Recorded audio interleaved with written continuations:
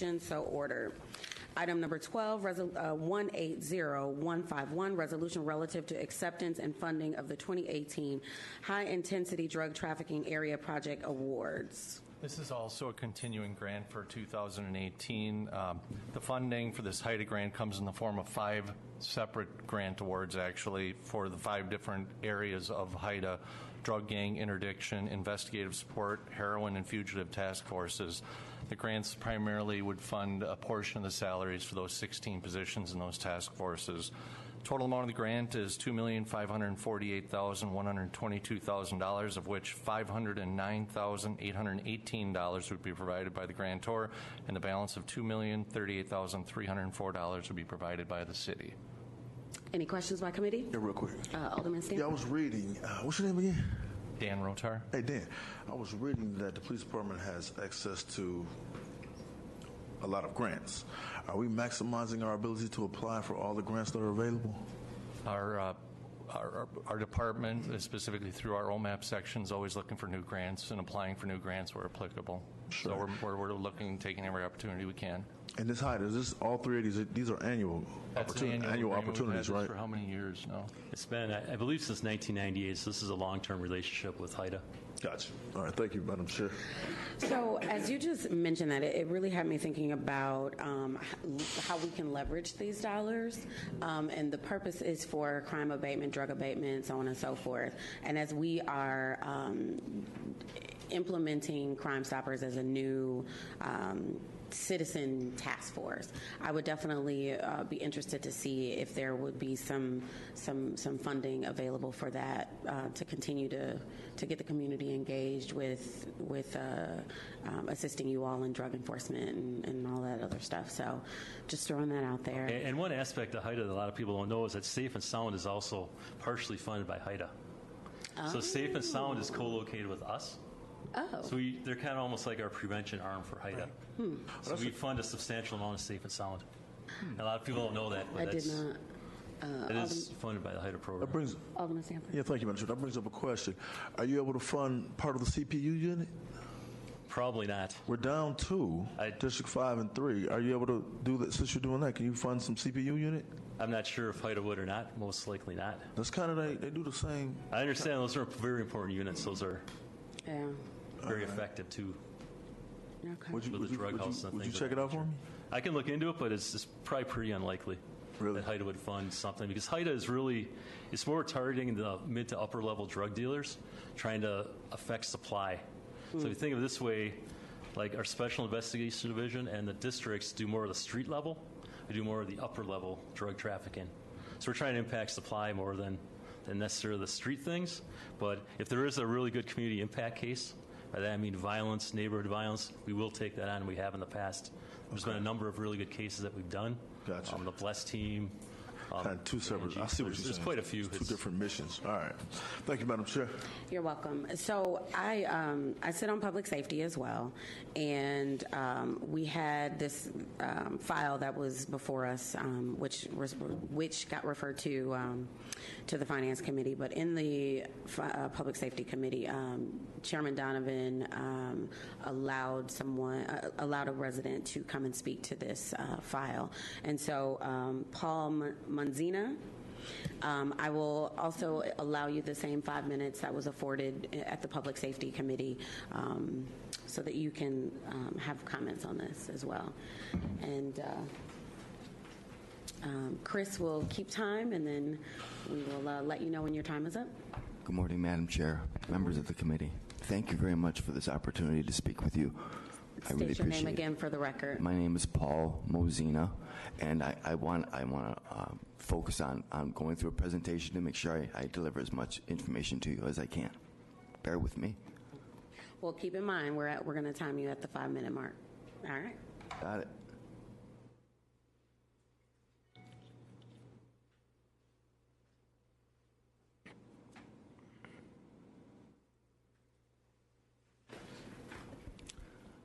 As you can see from the title of my report, that I'm not in favor of HIDTA. And I know I'm speaking a little out of tune with the choir here, but I appreciate your time in hearing me out. The high-intensity drug trafficking area program, along with other drug law enforcement efforts that focus on supply, has resulted in the introduction of fentanyl into the heroin, cocaine, and opioid markets, leading directly to the increase in overdose deaths. So it doesn't page down. How do I page down, Chris? Oops. I'm going the wrong way. Bear with me. There we go. Thank you. Prohibition of arbitrarily defined controlled substances by the state has resulted in the endless and unwinnable war on drugs. Human nature the way it is, if you don't have one addictive substance, you'll figure out another way, and of course, someone will figure out a way to supply you with it. Efforts by the DEA, FBI, ONDCP, and its flagship program, HIDTA, have utterly failed to prevent controlled substances from being readily available. Law enforcement efforts to control heroin and prescription opioids have led directly to the development and distribution of synthetic opioids like fentanyl. As Alderman Murphy put it, so you squeeze one side, something else comes out the other side. I feel the fentanyl issue is truly driving the epidemic we have right now, and the stats definitely prove that. If you look at it, if you go through year to year, it's doubled, quadrupled, and I hate to say it, but if we could get back to the heroin status, it would be success.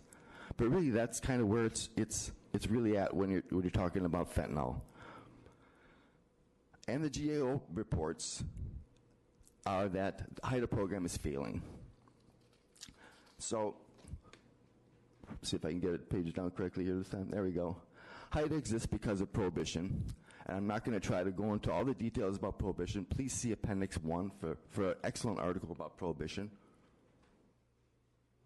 The HIDTA program is a failure, according to the Government Accountability Office. And I'm listing the 7 goals from the 2010 Obama administration target goals there. And year after year, the ONDCP, I'm going to go down to the 2017 report. Here it is. Year after year, the GAO has reported that the HIDTA program is failing terribly. The last sentence. In November 2015, ONDCP issued its annual strategy and performance report, which assesses progress towards all 7 goals. The strategy shows progress in achieving 1 goal, no progress on 3 goals, and mixed progress on the 3 other goals. Overall, none of the goals in the strategy have been fully achieved. I'd like to know what mixed progress means, but let's carry on. The next point I want to make is, I went the wrong way. There we go.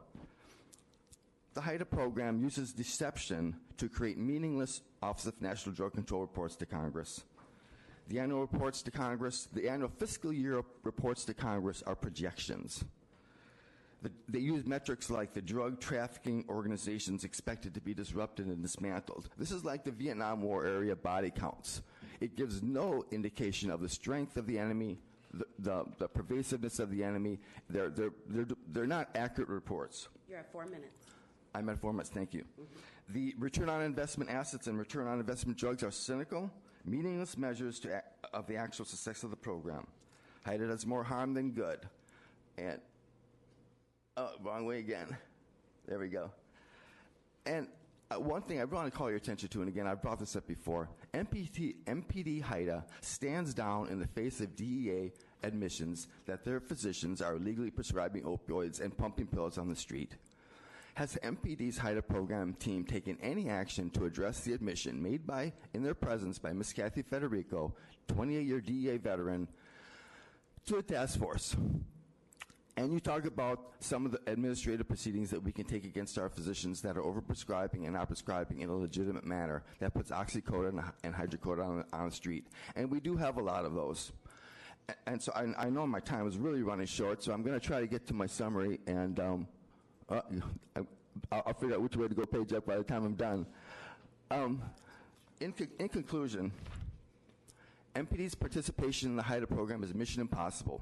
There's no evidence that the state is winning the drug war. Rather, evidence shows it's losing badly. Human nature the way it is, according to Alderman Murphy, will never submit to coercive interference and free choice. The war on drugs is inherently unwinnable and doomed to failure. The HIDTA program perpetuates itself on asset forfeiture revenue and deceptive reporting to Congress. MPD's HIDTA program can show no long-term positive results. MPD's participation in the drug law enforcement efforts have led to the introduction of dangerous synthetic opioids like fentanyl.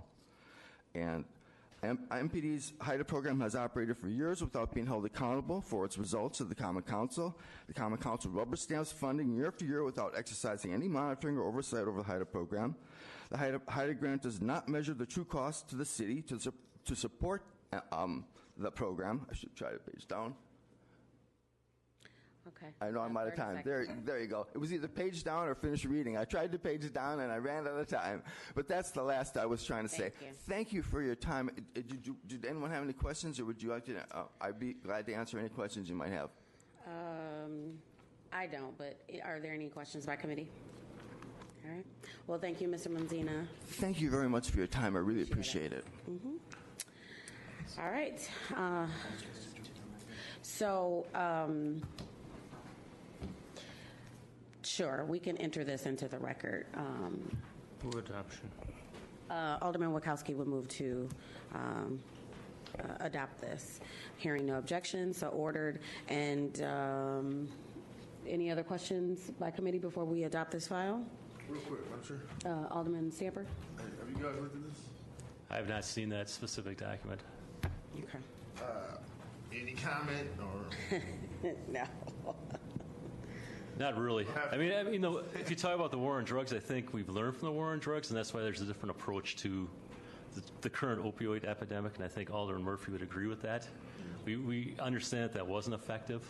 That's why we're looking at the opioid epidemic as more of a treatment prevention rather than law enforcement. So it's not all law enforcement, it's also treatment prevention. So I think we've learned from that, and that's why this is being handled a little bit differently.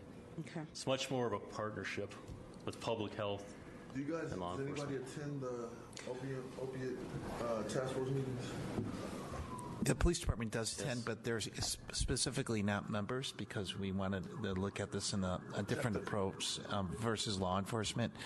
And I certainly appreciate Paul Messina's testimony. He's a strong libertarian on this issue, but the reality is even regulated industry, pharmaceuticals, oxycodone, and that was regulated, and that has created the opiate epidemic where people got hooked on a legal narcotic. Right. So, I mean, it would not be a panacea to all of a sudden make all drugs illegal. I mean, that's the reality. So I appreciate the perspective, but the task force has chosen not to take a position on that issue, and I certainly support the efforts of HIDTA in terms of their going after the people who are, poisoning our people in our community, the big drug dealers who are bringing in, I'm not talking about somebody who's smoking a joint or something. We're talking about people who are bringing in heroin and fentanyl. And look at the case of the poor officer that was killed yesterday. Officer last week. That really, if you look into details of that case, it involved heroin. Yeah. So, And fentanyl. So and fentanyl, which result in which is worse than carfentanil. Yeah. So thank you. All right. Well, thank you so much for that. Alderman Wachowski will move to adopt this file. Hearing no objections.